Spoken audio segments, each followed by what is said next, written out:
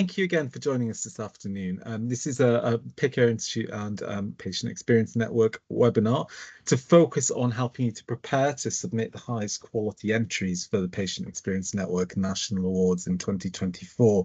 We want to share some good practice from some of our prior winners and from some of our judges to help give you insight into what makes for a good entry, how you can set your entry apart from the competition, and how you can ensure that you breeze through the judging process towards success. We've got 4 different case studies to show you this afternoon from different kinds of submissions. We've got a video from a judge to show you as well, and you'll be hearing from me and Ruth. I should have introduced myself. I'm Chris Graham. I'm the Group Chief Executive here at PICA, which includes the Patient Experience Network. My colleague Ruth is the Managing Director of the Patient Experience Network, and we're all very, very pleased to be welcoming you today. We're supported by a few of our other colleagues. You may see Lorraine Pullen and Helen Brady in the chat helping out if you have any queries. Throughout this, we'll be trying to keep the presentations moving, but there will be opportunities for questions, especially at the end. We have a dedicated Q&A session for the last 15 minutes or so. So if you do have questions, feel free to enter them into the chat or the Q&A function at any time. Helen and Lorraine will be monitoring those, keeping an eye on what's happening, and we'll be trying to answer as many of those as we can at the end. But to begin with, I'm going to pass over to Ruth to give a bit of an introduction about PEN and PENNA, and to set the scene before that, I think we might have a brief video that we can run to showcase some of the highlights from PEN last year.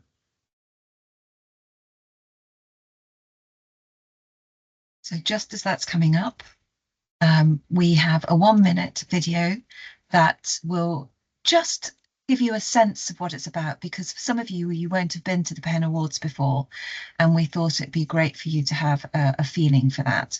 So I'm sure I'm going to get a thumbs up from Helen in a moment. But while I'm going to let you keep going if that's all right, Ruth. There's a couple of bugs in Teams, so I'm going to log in and log back out. Won't be 1 second. Teams is not our friend today, but well, let's just have a quick think about PEN. So the Patient Experience Network is a not-for-profit. We're now delighted to be part of PICA, and we set ourselves up to really put the spotlight on good practice. So we felt we wanted to create a vehicle that could have a more balanced conversation around some of the things that are working. So PEN, very simply, was set up 14 years ago to enable people to recognize good practice or have it recognized, to celebrate that practice, because there's nothing quite as energizing as celebrating what's working, and to be able to share it. And by doing that, we wanted to be therefore able to support organizations to sustain, embed, and measure well. So that's in essence why PEN set up. The PEN Awards were one vehicle to do that. So if we want to share, celebrate, and recognise good practice, the Patient Experience Network National Award Programme is one of the ways that we do that. So we invite organisations to put forward their best practice and go through a process where it is judged by a team, or a group of people who are, have, I guess, the same delight in looking at good practice. And then we invite you to join us at our event, which is on the 3rd of October this year. And all shortlisted organisations will have the opportunity to have a poster and share your work, and all the winners will then actually present their work. So you kind of have a sense of what's coming. So the process is that you put forward your best practice, then we will be judging it and going through a shortlisting process. Shortlisted organisations will join us on the day and have an opportunity to share, and then we will be hearing from all of the winners on the day.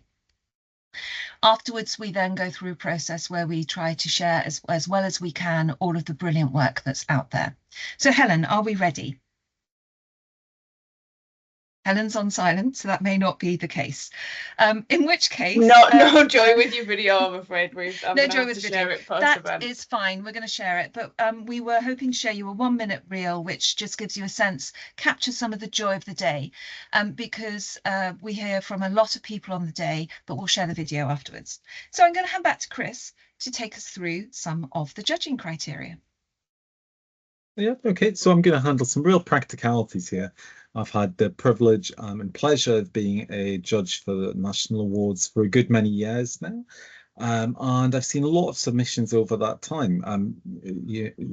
What I want to be able to share with you is both the criteria that we use as judges, the way we score and evaluate the different entries, and to give you a bit of insight on what we're looking for and what stands out for us. I hope this will be helpful in just thinking about what you choose to prioritize and focus on when you're writing submissions, and how you present yourself in the best way possible to really let your entries shine. So if we can advance, please.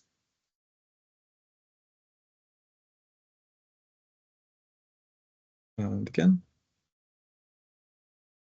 And again. Thank you. There are 5 judging criteria that are used for the Patient Experience Network National Awards. Each of these are judged on a scale of 0 to 100, and they are, in summary, new thinking, leadership, outcomes and sustainability, involvement and inclusion, and transferability and dissemination. I'm going to go through and talk about each of these in turn, but just to summarize, they're all scored on the same scale. We're looking for slightly different characteristics in each of them. They're not necessarily aligned to specific boxes that you need to fill in. So in every case, it's about how your overall application speaks to these ideas and how it presents them. The scoring scale, as I say, is consistent for each of them. So if we go to the next slide, we can see that 0 to 100 scale is divided into 5 categorical areas to guide judges. To get the highest scores, we're looking for really outstanding entries that show compelling, robust, and complete evidence that the description of the criteria has been met. We're looking for not only a case that is convincing, but one that is backed up by evidence. And that evidence can be quantitative, it can so numeric in nature. It can be qualitative, stories or case studies or impact feedback. It doesn't matter what type of evidence it is, as long as it clearly demonstrates that the criteria has been met. High but lower scores can be attained for submissions that have some compelling evidence, but often something that's rated as strong in the 60 to 79 range, as opposed to outstanding, will simply have a bit less evidence to back it up. And lower scores are used where it's not clear from the submission how the criteria has been met. If we move on to the next slide, we'll start to look at each of the 5 criteria in turn, beginning with new thinking. The key question for the judges here is whether the submission is different, innovative, and ambitious. In executing the project or the intervention, have the team or the individual come up with something that really stands apart from what's being done elsewhere. We're looking for things that are novel and new, that stand out from the crowd. They don't just replicate an intervention that's been used elsewhere. The very, very best ones will solve a widespread problem in a creative way. It's fine to have submissions that solve a very localized problem, but we recognize that there's a limited transferability to those. So the most exciting ones are often the ones that we think, wow, that's something that could be used elsewhere, is really creative, and in the best cases make you think, gosh, why has no one done this before? So some of those produce that kind of aha moment. Next is leadership. Wasn't expecting to move on there, but okay. Next is leadership. And this is about the quality of management and project leadership that's on display as part of the initiative. So this is about how well organized and executed things are. We're looking for initiatives that demonstrate a clear setting of objectives and clear problem solving. You can communicate this to us by being very explicit in your submissions about what your aims and objectives were. So aims are, what did you hope to achieve? And the objectives are, what did you seek to do to make that happen? For example, your aim might be to improve people's experiences of waiting when arriving in an urgent and emergency care department. The objectives aligned to that might be providing more information when people arrive about what they can expect, or checking in with them at regular intervals during their waiting period.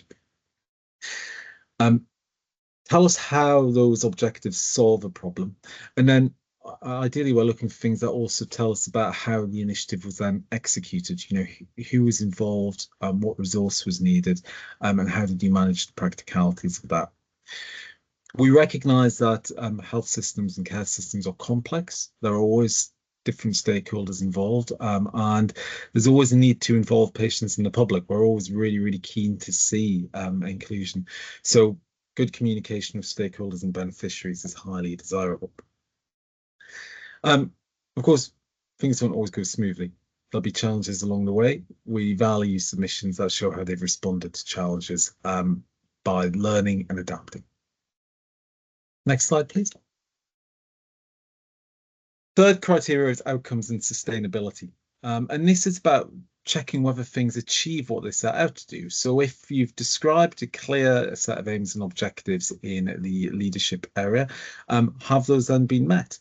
Has there been a system in place to evaluate whether the project is doing what it needs to do, and is it effective? So we're looking for initiatives that include meaningful performance measures.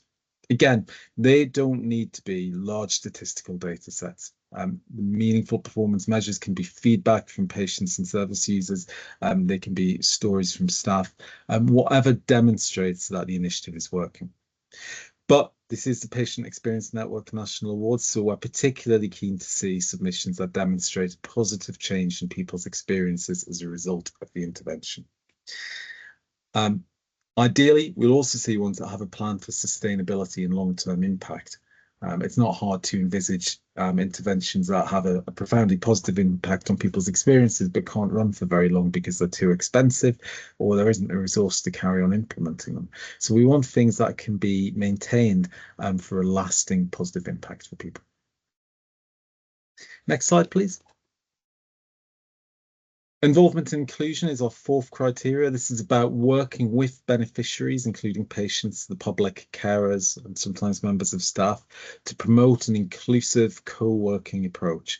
We welcome initiatives that show involvement of patients, carers, families, and staff from an early stage.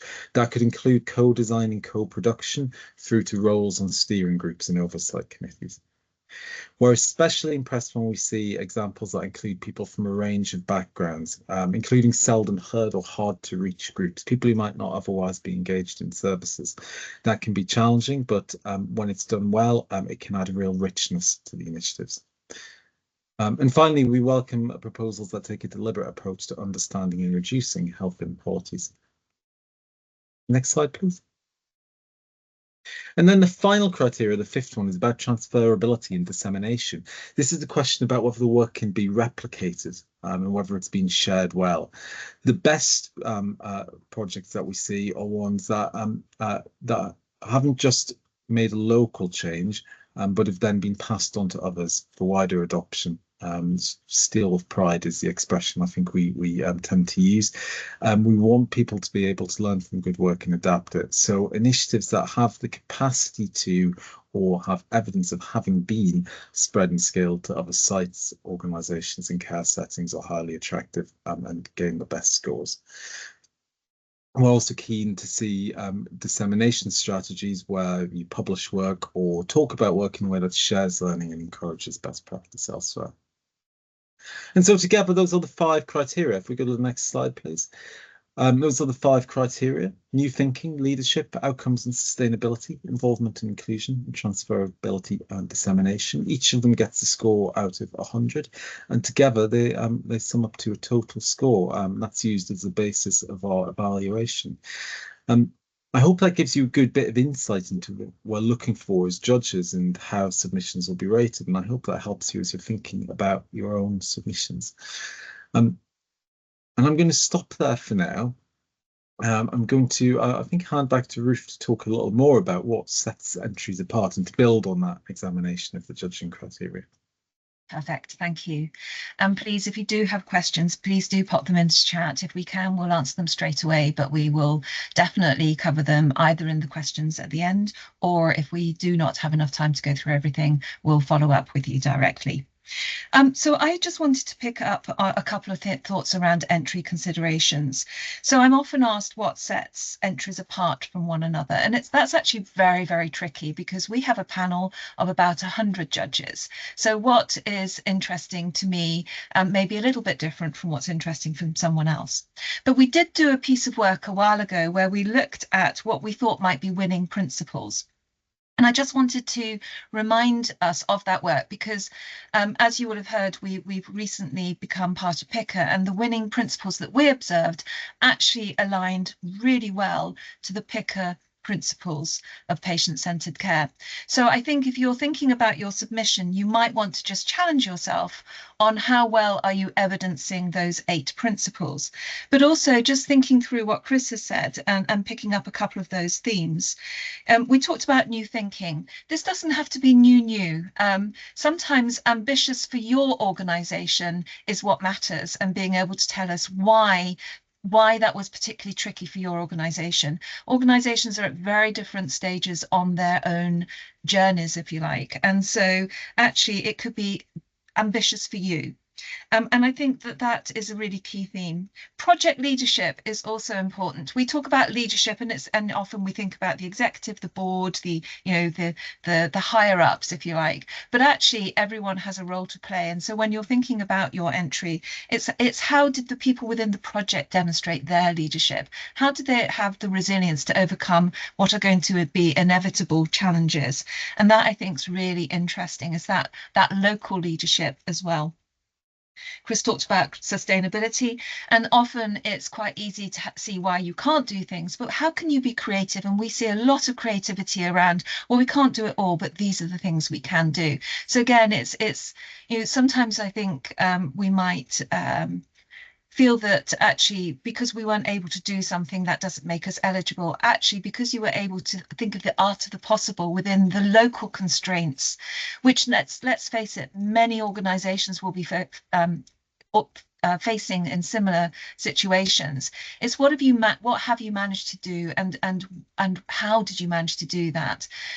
So sometimes people feel that they are going to be not able to enter because they weren't able to do the amazing, all whistles and bells, but actually the thing that you did manage to do is really interesting, because how did you get to do that bit, which has made a difference? Let's forget about the big ambition, but actually breaking it down into small pieces and what you have managed to do is really, really interesting for us. Sometimes the transferability and dissemination is simply making sure that the ward next door knows. So again, please don't be constrained by perhaps the fact that we haven't told the world. That's part of what we're here to do. But what are the things that we should be transferring? What are the things that we think are really important nuggets to share?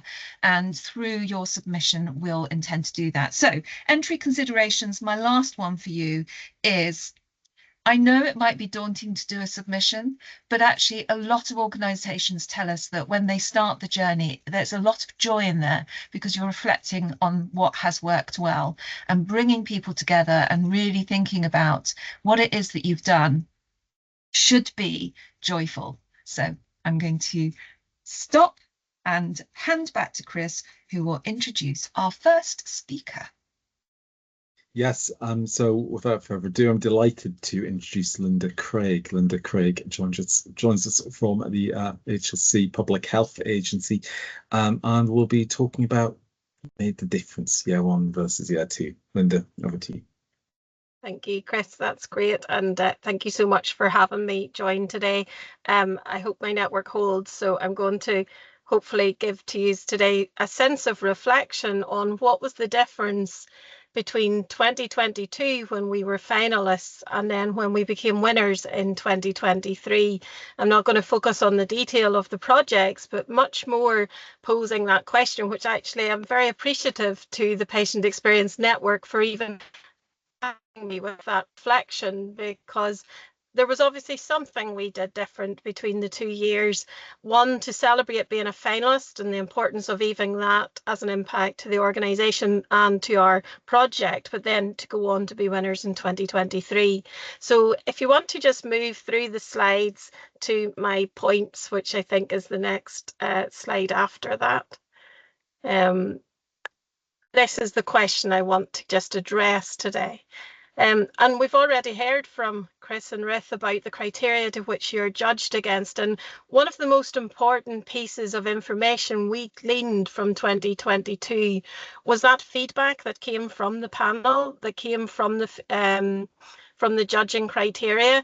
That allowed us to see just exactly what was required. So if you're here today as someone who's been in the process before, please look back on that feedback, because it was very, very valuable. And nearly just as a side note, that feedback is independent feedback that we've been able to use in Northern Ireland to reflect how we've made an impact with our projects from an independent perspective and a national perspective. So it's really valuable information that you receive after the process.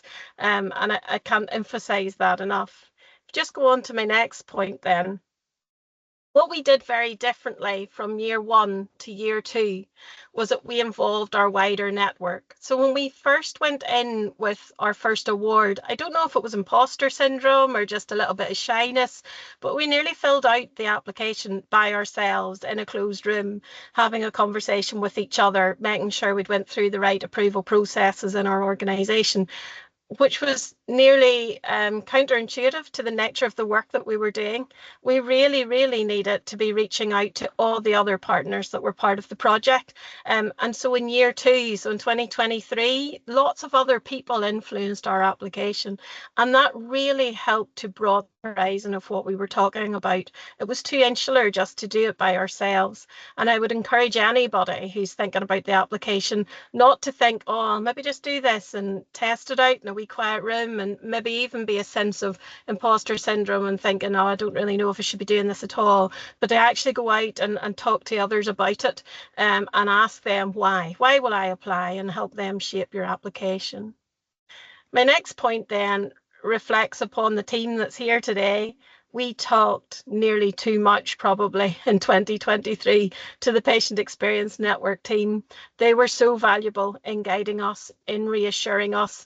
They brought us every step of the way. They didn't give us the answers, they're not allowed to, but they did help us even build confidence in those points and times where you're thinking, oh, do you know, I just can't get this over the line, and helped us really pull through and bringing that information and bringing it into the application process.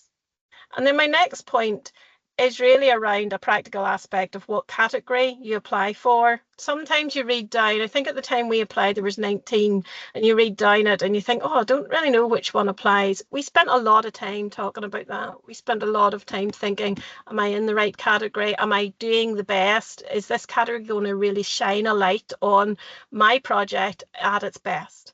And I think that's the joy of so many categories, because there's going to be something in there for everybody, no matter what it is you want to present. And I think the important bit that you're tasked with is identifying the right category, or dare I suggest that you go for several categories, because for some occasions those projects can go across a number of them. So then my next point really is our biggest learning curve.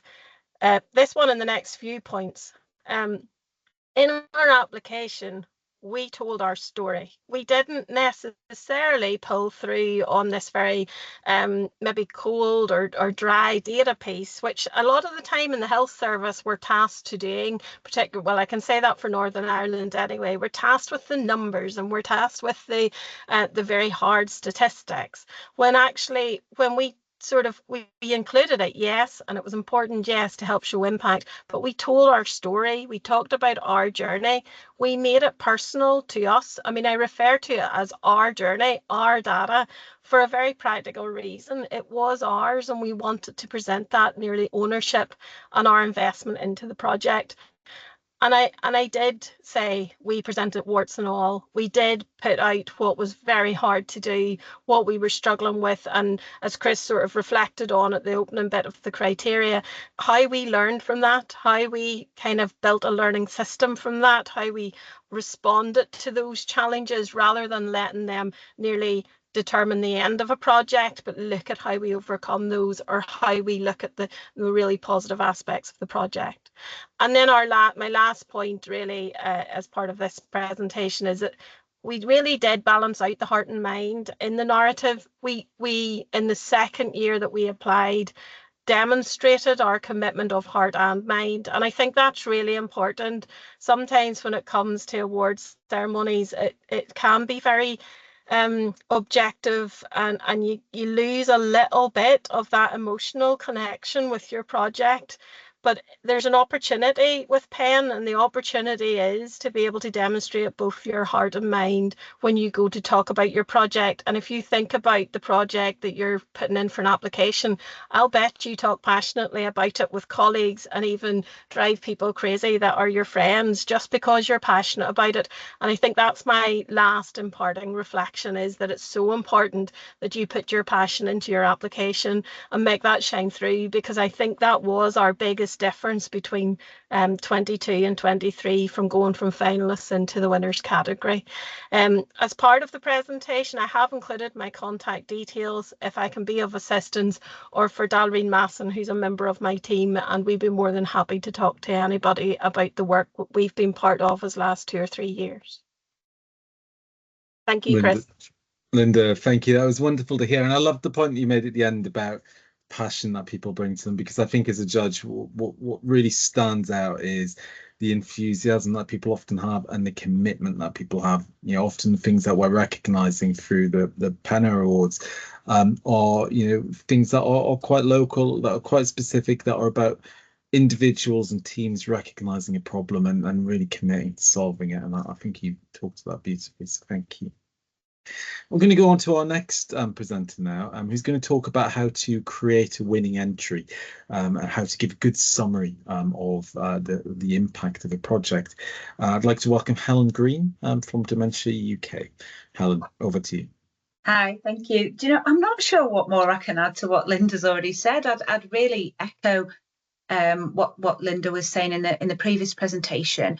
As a charity, Dementia UK, we support families affected by dementia. So for us, when we looked at the kind of categories, there was one that really stood out, which was about supporting carers. So we've actually been successful 2 years running in that category. I think when you look at the kind of judgment criteria, it is really important to really drill down into that. We as a team worked together collaboratively, and it actually took us about 4 or 5 drafts of the submission, and each time we thought we've not quite captured that area, or we've not quite explained that properly. So I think from a personal experience, my advice would be set yourself the time aside to do it, and certainly create your submission as a team entry wherever possible. So for the first year we submitted for a brand new service. So that new thinking was actually the easiest part for us to demonstrate. But we still kind of sat back and said, okay, but the leadership. So if we're setting up a new service, how do we demonstrate? For us, we were a team of nurses. How do we really pinpoint and demonstrate the nurse leadership in all this? So our first draft was really quite woolly, and we sat back going, oh, that looks great. And then we had another member of the team external to the another member of Dementia UK that was external to the service. We had them read our submission, and that person came back and said, I still don't understand what your service actually does, or what it is that you've actually achieved. So that kind of outsider peer review was really useful for us. Again, to kind of repeat what Linda was saying, we really told it warts and all. So for the first year, the new service had so many challenges, so many hiccups. But in terms of our submission, it actually helped us demonstrate that nurse leadership, and it helped us kind of highlight how we could overcome these barriers and quickly adapt to ensure that the outcome's what we wanted it to be. The second year that I used the royal we, but the second year I was leading on the submission, it was for an existing service. So the challenge there was slightly different. The challenge there was the service had been around. It's a helpline that the charity offers, and the helpline's been open for 20 years. So trying to think about that new thinking as a team, coming off the success from the year before and all the benefits that had brought, as a team we thought, well, this isn't new. How are we possibly going to meet the criteria for this award? So it was then about a little bit of clever thinking of, okay, the service may not be new, but what changes have we made in the background? And again, it just highlighted perfectly the nurse leadership. So as a leadership team on the helpline, we actually identified, when we took a step back and reflected, we actually identified we'd made an awful lot of changes, and we had introduced an awful lot of new thinking. So I suppose it's about just trying to take a step back, and if it's not a brand new service, just reflect on, well, what changes have happened, what have you implemented. So just to briefly capture, I would definitely say work on it as a team. What we did was kind of highlighted each individual person to almost take one of those areas to work on, and then pull it all together, have someone external to your project or your service, have someone review it for you and see if it truly captures everything you want it to. And yeah, just take the time. It's well worth it. And the ceremony is just beautiful. So it's well worth taking the time to just really try and nail down the criteria. Okay, thank you. Thank you, Helen. That's a really helpful presentation, and I think builds on what we heard earlier from Linda as well. I think there's a very clear message in there about not taking your own work for granted or diminishing it. I think it's quite easy to sort of downplay your own achievements, and Linda mentioned imposter syndrome earlier as well. But actually, we're very keen to hear about the impact of what people are doing, and often it's a lot more empowering and inspirational, and people themselves realise. So really valuable steer there. Thank you. We're going to go to our third case study now from Laura Kinsey at Liverpool John Moores University, who's going to give us a view of someone who's both been an entrant and a judge. Laura. Thank you, Chris. Hello, everybody. Lovely to meet you all today. As I say, I'm Laura. I'm from Liverpool John Moores University, and I work for the Faculty of Health as Head of Commercial Activity and Enterprise. But I was a senior lecturer in adult nursing for 18 years previous, and obviously a registered adult nurse. So I've undertaken this role of supporting the awards on behalf of the School of Nursing and Advanced Practice within the faculty. We are a partner and we sponsor the 2 student awards. So I'm just going to talk a little bit about, firstly, about the student awards and how important they are, and then I'll offer probably the same as what everybody else has said about the judging aspect of it.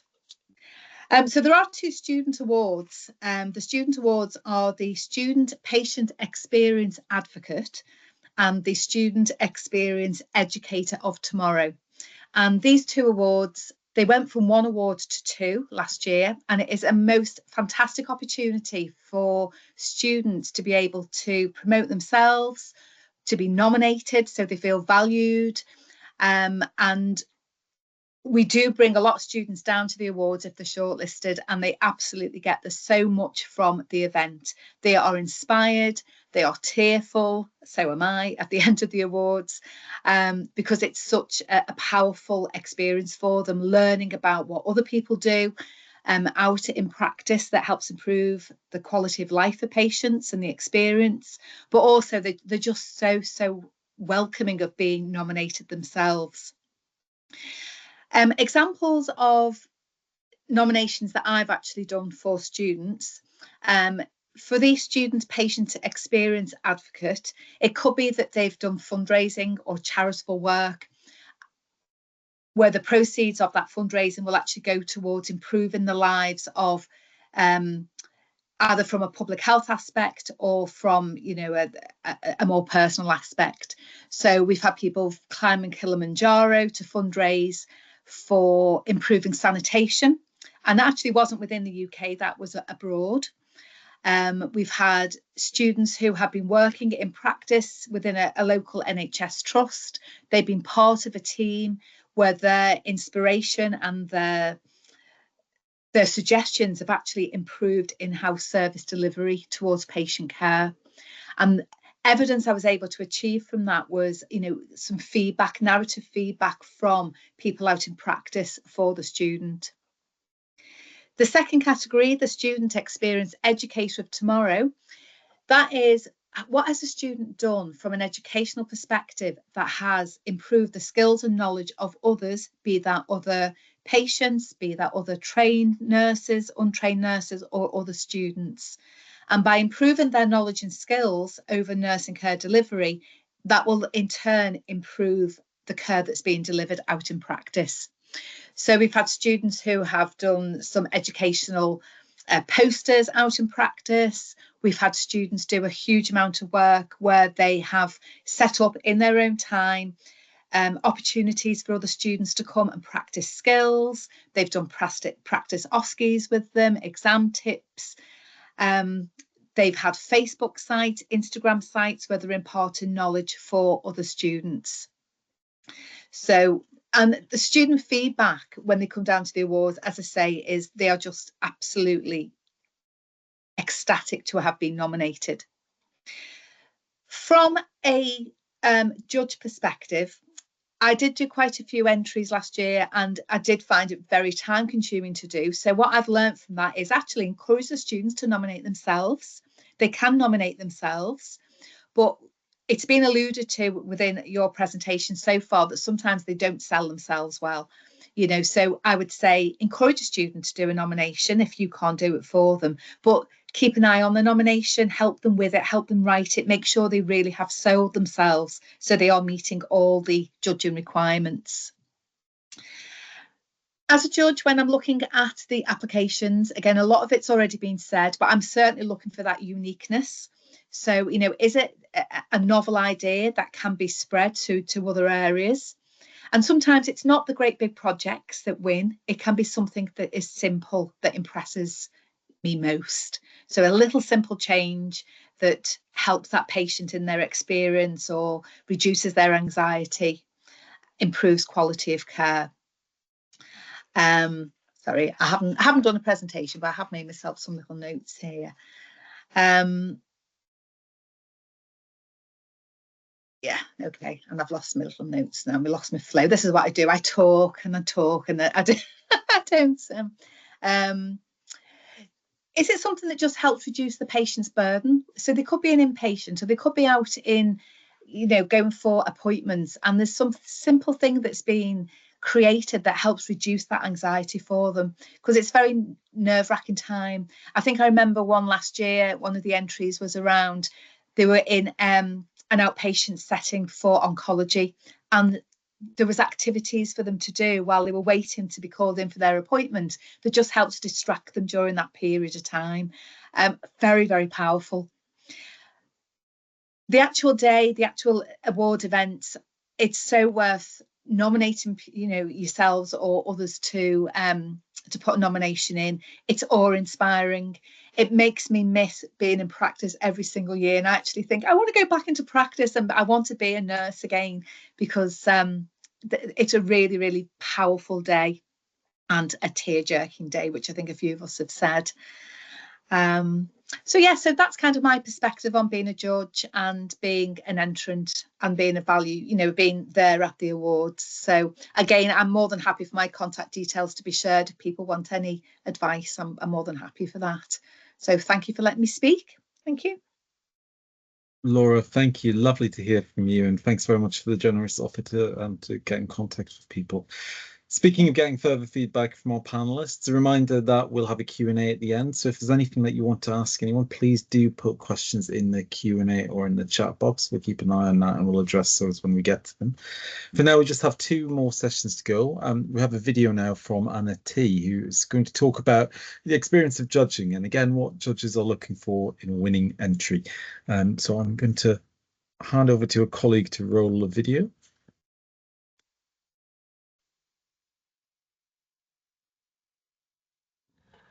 Hi, so I'm Anna T. Firstly, huge apologies that I'm actually not at the session in person.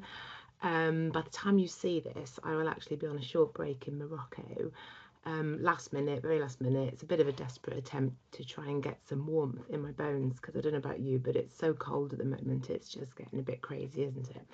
But didn't really want to trust the Wi-Fi in Marrakesh, so hopefully you'll be able to think about me having a wander around the souks, or maybe going off to the Atlas Mountains when you're watching this. So what can I tell you? I've been a judge with PENNA for the last few years, so hopefully some of my experience will help you think about your submissions when you're preparing for them. So firstly, I would suggest that you put yourself in my shoes. That's kind of an approach that I tend to take in a lot of parts of work. It's a bit like, you know, when you apply for a job and you want, it's more about sort of wanting to tell the reader or the recruiter in that instance what they want to hear rather than what you want to tell them, because I think that's quite different, and it's something that I've fallen down on in the past. So I've kind of learned a bit about that. So as much as you want to tell me what you want to tell me, there's some bits that I want to hear from you as well. So bear that in mind. Trust that I've started the whole process from a positive place. So I'm already thinking that this is going to be a good intervention, that you're doing something positive and that you're proud of it, because I think, well, basically, I'm not sure why you would be bothering or taking the time and the effort to think about making a submission if you weren't doing something that you were really proud of and you wanted to share with other people. So I'm starting at it from that, but again, kind of imagine that I know nothing about you and there's nothing that I can that I know about your submission. So think about the sort of I want to hear why you think it's good as well, not just that it is good. So tell me a story. Tell me a story that hooks me into what you want to tell me, that kind of focuses on the difference that you think you've made during your intervention. In previous judging rounds, I've sometimes been left with a feeling that I guess that the intervention must have had an impact, because obviously there's again, going back to the thing about you're taking the time to make the submission. So I know there's been an impact, but I'm not kind of getting it, and I'm having to dig around to try and find out what it is. So make that really clear, sort of what difference that's made to the patient experience, so that I can feel it. And it's that difference between sort of writing something and really doing it in a way that really feels it, that balances between that, sort of getting that right balance, I suppose, between the implicit and the explicit. So make it really explicit for me when I'm reading it. What else have I written down? You could maybe think about this from the patient perspective. So write it from their perspective, maybe even add some quotes about sort of the before and the after. So really it's like that kind of adding colour to the picture that you're painting about the story that you're trying to tell me. It's kind of back to that job application analogy.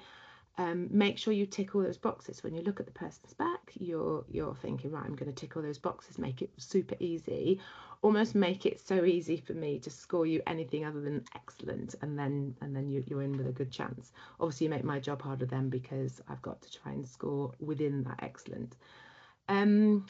Another trick that it might be something you used before, but often sometimes speaking it out loud, talking it through, so reading it out to yourself, because we write really differently to how we speak, and sometimes when we write things down, we kind of, going back to those school days of having to write an essay, that it sounds quite different from what we mean, and we can lose some of the passion behind our intervention in that way. So I don't know, imagine that we've managed to get away from the desk and we've popped to the pub, and you're telling me the story about something over a glass of something, and you want to kind of create that situation where I'm really excited by what you're telling me, and I'm sort of wanting to hear more. And enjoy the process. It's not every day that you get to sort of do something that's about positive. So I definitely enjoy the process of judging. It's hard, don't get me wrong. It's not an easy process, but I enjoy it because it's, again, you get the chance to just read about good interventions, positive things. It's not focusing on all the problems or the deficits. It's saying, actually, we've done something really great here and we want to tell you about it. And there's a huge amount of joy in that, and I think that's really important in our work generally. So I don't know, maybe smile when you're writing it. Bear with me on that one. I know it sounds a bit random, but I promise it helps when you're trying to convey something about positive intervention. What else can I tell you? Maybe include the before and after in quite an explicit way. So going back to that implicit versus explicit again, so that I can see the progress and the change and the impact, and maybe also think about scale, sort of scalability. So whilst we're not necessarily talking about this having to be for high numbers of people, because this could be for some, your interventions could be for a small group of people, that scalability is still really important in the sense that can others pick this up? Because, you know, if you get through and you get shortlisted and you get to do a poster, and even if you get to win the category, you're wanting to share that knowledge with other people so that you can spread that learning and really sort of think about that bigger picture and how your learning can help others to improve. And finally, an area that maybe I didn't see enough about was sort of the sustainability of interventions, not just from the environmental perspective, but how your intervention will survive over the longer term. So kind of, you know, has it got legs, that kind of concept. So I hope this helps in some way. Like I said, enjoy the process. It's a chance to shine and be proud of what you do. And even if you don't actually, you know, get a winning award, I think everybody that has a submission is entering something that that sort of has virtue in it, because you're proud about something that you've changed.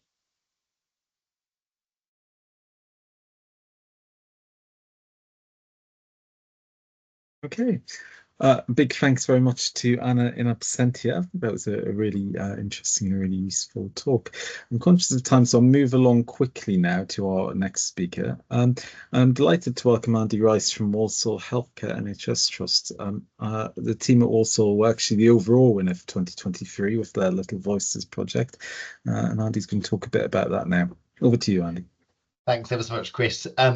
And yeah, really difficult time to go, I suppose, being the last person. And there's been so many great comments about why to apply, why to put in an application, why to submit, you know, why are we doing this? And I'm going to come back to what Linda said right at the beginning. And for us, Little Voices was very much around the passion and the drive within the team to look at how can we engage with children and work with children to really engage with them to make improvements in our services. Children's voices are so impactful and so valuable and often very creative, but they're often the seldom heard voice. And for us, it was very much about, we're one team, we're a small team, and it's about picking those wins that are going to have impact.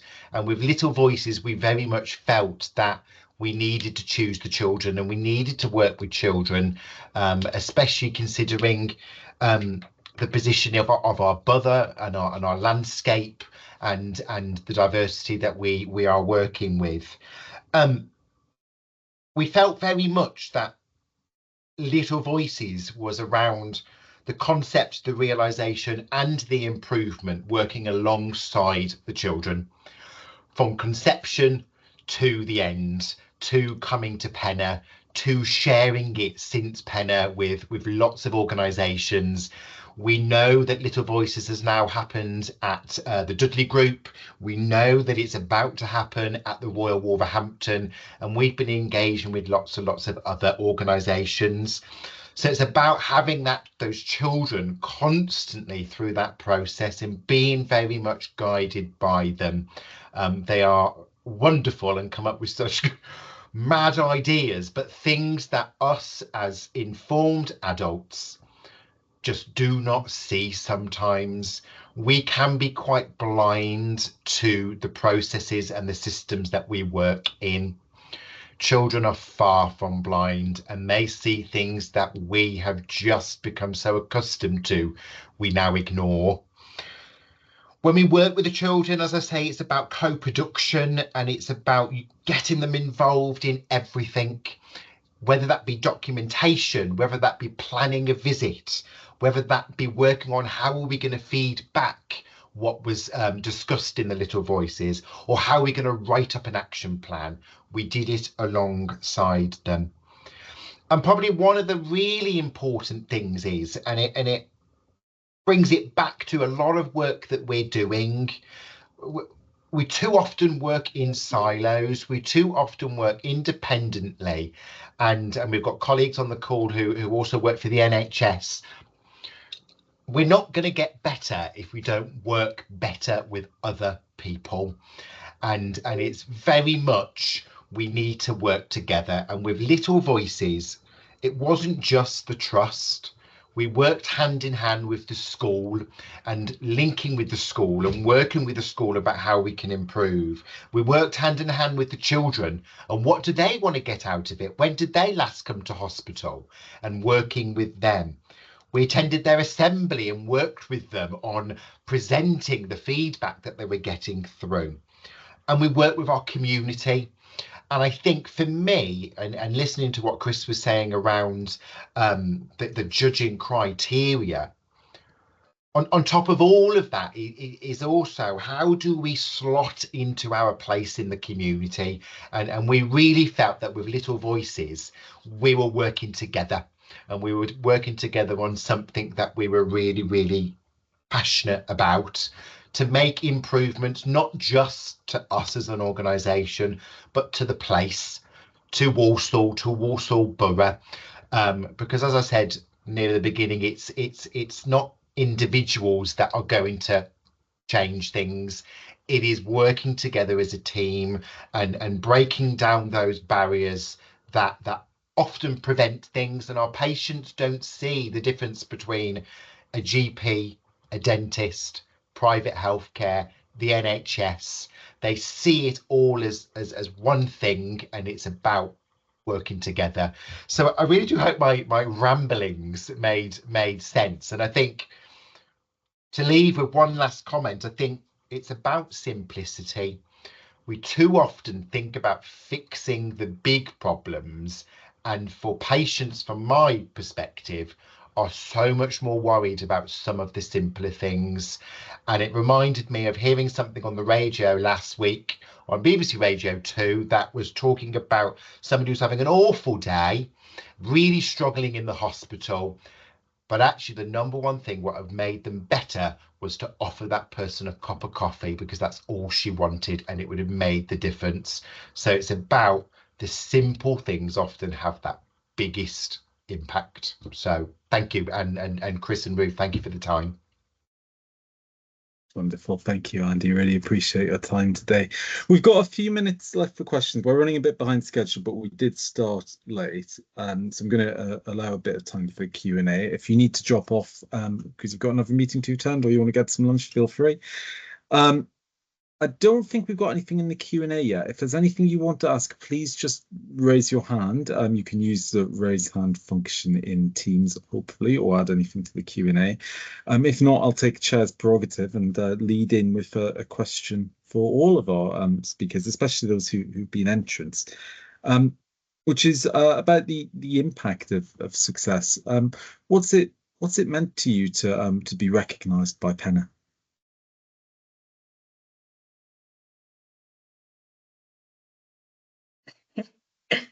I'm going to jump in and say just the absolute pride that we felt in a team. We've had, because of the PENNA event, we've been approached by other organisations, so the ability to kind of spread the word of what we were trying to do for our helpline service, there's clearly been an increase in awareness of how you can contact us and the support that we can provide. So it's just been fantastic, and it's pride of place in our head office, the award that we got. So it's been great. And also the thank you to Ruth, the other opportunities, so being able to attend conferences like this and kind of engagement events, it's just been fantastic. Thank you. Thanks, Helen.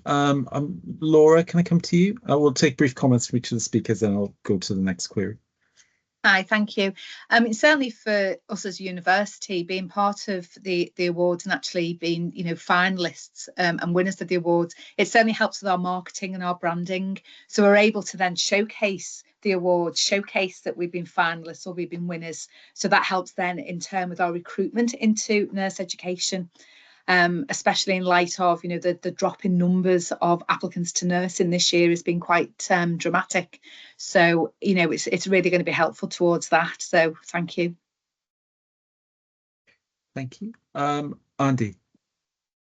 Thanks, Chris. Very much echo what Helen said. It's been really great to spread the word, and since PENNA working hand in hand, as I mentioned, with some of the trusts. I think it was an amazing day. We had such a great time to speak with people who were equally as passionate. But also, I have got a fabulous book on my desk that has got a list of brilliant ideas that I am stealing with pride of all the applicants that came that year, and it's great to be able to do that. So it's being able to poach lots of different things. So since then we've been able to really look at that and think, oh, I'm going to take what Helen's doing, I'm going to steal what Linda's doing, because it's let's not reinvent the wheel. There's some great work going out there. Thanks, Andy. Linda, over to you. Yeah, I'm going to echo exactly what Andy has said. The opportunity to learn from each other through this process is unreal. And we've brought so many ideas back to Northern Ireland, and it's not ideas even for me to do, but to share with others. And it does bring you into that very collective space, nearly like a community of practice, where you're going, here is the excellence, and let's try to build on that. And so there's something about a national award that spreads across a lot of our health services that are also very different, but that people's experiences and those little things that they want out of their experiences are pretty similar across the various health systems that we work within. So it's the joy of that has been massive, as well as everything else that Helen and Laura had said in terms of promotion and publicity. Yeah. That's wonderful. Thank you. Great to hear about that, and great to hear about how important it's been for all of you. Loveland, you had your hand up a moment ago, and you do again. Over to you, please. Are you able to come off mute, or do we need to unmute you? I'm going to unmute you. Sorry, I can do that. I didn't realise. If you then unmute yourself, please, you should be able to come in. Yeah, I think for me, success is a big or great motivator. Last year, our team won Nottingham University Hospitals in many areas, but for me, my team was the hair project. And I know we applied 2 years ago. We were shortlisted, but we didn't win. And we did it again, and we won. So that has again motivated me this year with another project that I've been doing. Even the situation I am at the moment, everything surrounding me, I'm not supposed to. But because we won last time, I'm motivated. I said, let me give it a try, no matter what's going on. And being in this meeting today, you've mentioned that those little things matters. And this is driving me more and more. And I hope it will be well. Thank you. Oh, thank you. I was one of the judges for your entry last year, and I thought it was a fantastic submission. I was really impressed with it. I know a lot of people enjoyed it on the day too. Thank you. Thanks. I would absolutely echo that. And we'd be amazing if you would tell us of your journey and how you've progressed. One of the things we do love is hearing of organisations who have entered, have learnt from the process, and then go on to enter again and be successful, because that's really ultimately, or the other great case study that we heard was someone came along to the event, came away, applied the best practice, and then went on to do a submission next year. So Lovelyn, maybe you'll have some entrants that have been inspired by you, or indeed by any of our winners here, if you come along next time. Anyway, I'll shut up. Sorry, Chris. No, that's all right, Ruth. I was going to come to you anyway. Well, just for clarification, there's a question from Laura in the chat about whether student categories require a presentation or a poster. Okay, so it's such a great question. So as a rule, most of our categories require people to prepare a presentation and a poster. So the poster is used in the networking event, and anyone and everyone is absolutely welcome to have a poster. Most people take up that opportunity, but the presentation is something that the winners of the categories present. So everyone prepares it because you don't know whether you've won or not. And what we hear is those presentations get reused back at home, because now you've got a perfectly formed 10-minute presentation of brilliance. So we know that those presentations get reused. However, for some categories like individuals, and particularly students, we don't ask them to stand up on the stage if they've won and do a 10-minute presentation, because that might be the thing that decides them not to enter. And actually, it's more important that they enter. So they will have a poster, and they're welcome to have a poster, but we do not put them under the pressure of having a presentation in front of a giant audience of people that may or may not fill them with pleasure or fear. So we don't do that. So the individual categories typically do not require a presentation, but everyone is very welcome to come with a poster. Does that clarify? Helen is by far the best person to speak to about this. And I think she's online, although I think she may also be having problems. But yeah, just let us know if you've got any questions. And that's Helen Brady, for the avoidance of doubt, in case Helen Green is suddenly inundated with queries. Okay, thank you. So I'm conscious we're a bit over time now. I want to just try and start wrapping up a bit with some themes from the different presentations, because we talked at the start about the judging criteria, which are, laid out: new thinking, leadership, outcomes and sustainability, involvement, inclusion, transferability and dissemination. They're all really the kind of what of what we're looking for when we're doing evaluation, but the how and the why matter a lot as well. And hearing from our various speakers, we've heard about what motivated them to submit applications and the challenges that they might overcome. I think there are a few really key messages from that'll help you submit an entry, stand out and succeed. The first one is just don't be shy. Really it's about backing yourself and backing the work that you do. I think there is a tendency for all of us to suffer a bit from imposter syndrome, or feel that what we do doesn't deserve to be platformed in the same way as some of the examples that we see. But we know how much hard work is going on around the country and across the UK. We really want to be able to showcase that, and there's every chance that the work that you're doing would make a tremendous difference to others. So do back yourself. I think when you're writing your bid as well, think about how you focus on patients, because this is the Patient Experience Network National Awards. We want to see that benefit for patients and members of the public. So keep coming back to that point and challenge yourself to think, well, how is what I've done or our team has done made a difference to patients? And how are we going to sustain that? And that could be a really important way to distinguish yourself. We're particularly impressed when we see applications that demonstrate the involvement and engagement of patients and members of the public, because that can make a big difference. And finally, a few people talked about kind of getting input from others. Get colleagues to read your application, talk to people about what you're doing, and they'll give you that outside perspective that might help you to shake off some of that imposter syndrome if it's there. And they might just have some great suggestions around what you can do to improve. The actual process of submitting applications is not particularly onerous. Relatively short. The deadline is the 19th of July, so there is time, even if you're starting from scratch now, to get them done and to get them reviewed with colleagues. And I'm sure through that process you'll be able to put together a smashing submission.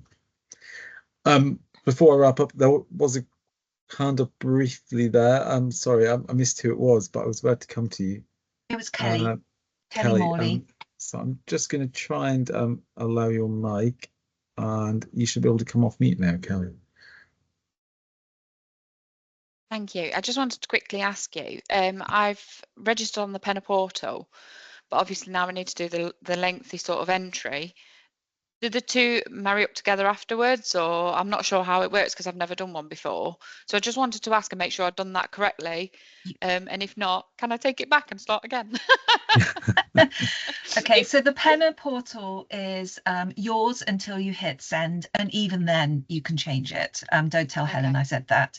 But basically that space is yours to work up as much as you want. No one's looking at it until you hit that you're ready to submit it. So yeah. That's great. Thank you. You can log back in and out of the portal as many times as you want. You can sort of do half answers, save them like in drafts, come back to it at a later date. You know, you can chip in. You can also add another account to it. So if you've got colleagues that also want to chip in, they can kind of do that as well. So it's there, sat in drafts for as long as you want to go backwards and forwards over it.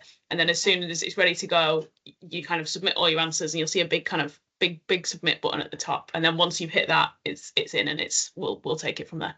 Okay, thank you. And Kelly and team, if the PENNA portal is putting the fear of God in you because portals aren't your thing, you can download a Word document and craft it offline and then copy and paste it online. So the choices are yours. There was a bit of confusion. So what happened was I was given the Word document to fill out and obviously do that in the normal way, which I'd started to do. And then another colleague of mine said, no, actually, you can do a really quick one on the PENNA portal and just send it and let them know that you're going to submit it. So I think I did that and I've put that through, but that's not the actual one I want to send in. That was my question. So it is submitted, but okay, I need to do the proper one. If that makes sense. We'll take it offline, Kelly, and Thank you. We'll work out where you're at. But don't worry. It was more of they wanted me to register that I'm going to do this by the 14th, and I was like, oh my goodness, I'm off. So literally put it through on the 13th to make sure I am here, I'm coming. You know, I'm going to submit it. But then from what you were talking and explaining, I think I might have made a mistake there. So yeah. I'll drop you a note, Kelly. Thank you so much. I really appreciate that. Yeah, thank you. Lovely, and I'm going to come to you next and ask you to be reasonably brief because we're running late. Yeah, it just anyway, it's similar to what Kelly just said. I think I might have multiple entrants there because I was doing it directly and now I'm doing it on Words, which I will transfer later. That is one. And two, sorry, I don't think I paid much attention when you discuss about the poster and the presentation. You said everybody can do poster, right? Absolutely, everyone. Really delighted to have posters there, and everyone apart from individuals is expected. There's one exception, but we'll tell you about that, to have a presentation. So yes to both. Okay, thank you. Okay. And copies of previous submissions, a shortened version is in our book of best practice. If you want to, there's some case studies on our website as well under the case study tab, where you get a more complete, but in the book of best practice, you get to see a one-page summary, but for the case studies, that's a more detailed, if you want to really dive into the details. But let us know if that's not answering what you want, because I'm sure we can find what it is that you would like to see. Perfect. Thank you, Ruth. I'm just going to run through a few final practicalities now before we wrap up. So first of all, thank you very much for joining us today. Really, really appreciate the time that you've chosen to spend with us. And I hope it's been useful to you in thinking about how you might present your own work as part of an application to the National Awards for 2024. If you've missed part of the session, if you want to come back to it later, or if you want to share it with a colleague, the recording of the session is going to be on our website, www.picca.org/events, and will be shared via the PEN website as well. If one of my colleagues could just pop that picca.org events link into the chat, that would be helpful, please.